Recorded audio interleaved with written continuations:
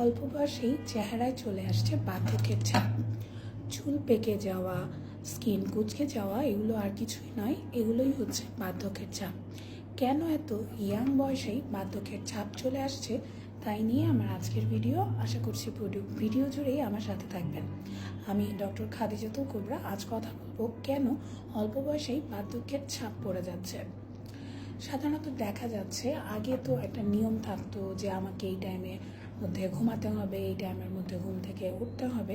সেক্ষেত্রে দেখা যাচ্ছে এখন আমাদের যে ফেসবুক, ইউটিউব, ইনস্টাগ্রামের যুগ, আমরা রাতে ঘুমানোর সময় মোবাইল চাপছি এবং আমাদের ঘুমটা প্রপারলি হচ্ছে না, রাত জেগে থাকা, এই সমস্ত কারণে কিন্তু অ্যান্ড্রোজেন লেভেলটা বাড়তে থাকে এবং দেখা যায় ফেশিয়াল হেয়ার গ্রো করে, আমাদের বার্ধক্যের ছাপ আসতে থাকে, মুখে নানা রকম স্কিন প্রবলেম, অ্যাকনে, ব্রণ, এইসব সমস্যাগুলো হতে পারে। দ্বিতীয়ত যে কারণটি বলা যায় সেটি হলো খাদ্যাভ্যাস। আমাদের আগেকার যুগে অনেক হেলদি ফুড খাওয়া হতো, এখন আমরা সবাই যেহেতু অনেক বেশি রিচ ফুড খেয়ে অভ্যস্ত, রিচ ফুডের প্রতি আমাদের আকৃষ্টতা বেশি। ইয়াং জেনারেশন সবাই দেখা যাচ্ছে রিচ ফুডের প্রতি অনেক বেশি আকৃষ্ট। তারা সব ধরনের রিচ ফুড তো অ্যাকচুয়ালি ভালো হয় না, অনেক রকমের কেমিক্যালস অনেক কিছু থাকে, যার দরুন এটা কিন্তু আমাদের স্কিনে এফেক্ট করে। এবং আমরা জানি সাধারণত 30-এর পর কোলাজেন লেভেলটা কমতে থাকে এবং তখন কিন্তু স্কিন কেয়ার করাটা খুবই জরুরি। স্কিন কেয়ারের ক্ষেত্রেও যে ভুলটা করে থাকে, সবাই ইউটিউবার হতে চায়, সবাই ইনস্টাগ্রাম, ফেসবুকে নিজের পরিচিতি বাড়াতে চায়, তো সবাই চায় যে নিজের স্কিনটা যাতে সুন্দর থাকুক। সেক্ষেত্রে দেখা যায় যে ফেসবুক, ইউটিউবে, ইনস্টাগ্রামে বিভিন্ন রকমের প্রোডাক্ট সার্চ করে কিন্তু তারা না জেনে না বুঝে প্রোডাক্ট ইউজ করছে এবং এই ক্ষেত্রে যেটা হচ্ছে যে তার স্কিন টাইপ কোনটা, তার স্কিনের জন্য কোনটা নেসেসারি সেটা না জেনেই কিন্তু প্রোডাক্ট ব্যবহার করছে এবং বিভিন্ন রকমের নাইট ক্রিম, রং ফর্সাকারী ক্রিম এগুলো ব্যবহার করে অনেক এডুকেটেড টিনেজার্সরাও কিন্তু অল্প বয়সে বার্ধক্যের ছাপ নিয়ে আসছে।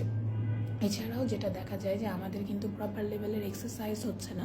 দেখা যাচ্ছে এখন যেহেতু আমাদের দৈনন্দিন জীবনটা এত বেশি সহজ হয়ে গিয়েছে, সব কিছু আমরা আমাদের হাতের নাগালে পাচ্ছি, ফুড থেকে শুরু করে আমাদের ক্লদিং থেকে শুরু করে each and everything we can order online. So এত ইজিলি অ্যাভেলেবল সব কিছু, সো আমাদের কোনো মুভমেন্ট বেসিক্যালি হচ্ছে না এবং মুভমেন্ট না হওয়ার কারণে কিন্তু দেখা যাচ্ছে যে অনেক বেশি আমাদের যেই লিপিড প্রোফাইল সেটা বেড়ে যাচ্ছে এবং যার দরুন কিন্তু এইজিং সাইনগুলো খুব দ্রুত পড়ে যাচ্ছে এবং তা থেকেও কিন্তু অ্যাকনে ব্রেকআউটের পসিবিলিটিটাও কিন্তু বেড়ে যাচ্ছে। সো দেখা যাচ্ছে আমাদের যে ওভারঅল লাইফস্টাইল সেটাতেই কিন্তু প্রবলেমসগুলো হচ্ছে। আরেকটা বেসিক যেটা কারণ হয়ে থাকে সেটা হচ্ছে পানি কম খাওয়া। আমরা দেখা যাচ্ছে কোল্ড ড্রিঙ্কসের প্রতি এত বেশি আকৃষ্ট হয়ে গিয়েছি যে আমরা হয়তো দিনে পানি খাচ্ছি না তেমনভাবে, কিন্তু আমরা প্রচুর পরিমাণে কোল্ড ড্রিঙ্কস খাচ্ছি।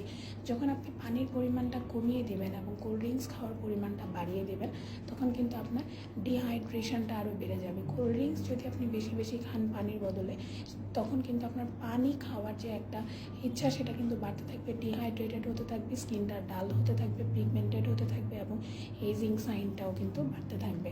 সো ওভারঅল আমাদের যে লাইফস্টাইল প্যাটার্ন সেটাকে যদি আমরা ঠিক রাখতে চাই, আমাদের কার স্কিন কেমন সেটা বুঝেই যদি আমরা প্রোডাক্ট ব্যবহার করি এবং স্কিন কেয়ার রুটিনটাকে যদি আমরা একজন ডক্টর বা একজন ডার্মাটোলজিস্টকে দেখিয়ে তার কাছ থেকে সাজেশন নিয়ে আমরা প্রোডাক্ট ব্যবহার করি, না কি কোনো লাইভে কোনো ইনফ্লুয়েন্সার কী বললো, যে একজন ইনফ্লুয়েন্সারের লাইভে একটা কোম্পানির লাইভ দেখে আমি সেই ইনফ্লুয়েন্সার থেকে সাজেশন নিয়ে আমি প্রোডাক্ট ব্যবহার করছি, সেটা না করে একজন ডক্টরের পরামর্শ নিয়ে ডক্টর যেই স্কিনের জন্য যেই প্রোডাক্টটি ব্যবহার করতে বলবে সেটি যদি ব্যবহার করি তাহলে আমাদের জন্য বেটার হবে।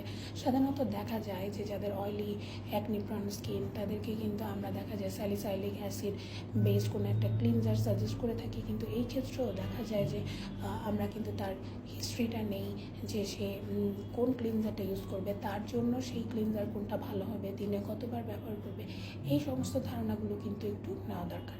আরেকটা জিনিস হচ্ছে আমরা সবসময় ডিভাইসের সাথে থাকি, হয় আমরা mobile, tab, laptop, computer, TV সব কিছুর সাথে আমরা অনেক বেশি আকৃষ্ট থাকি।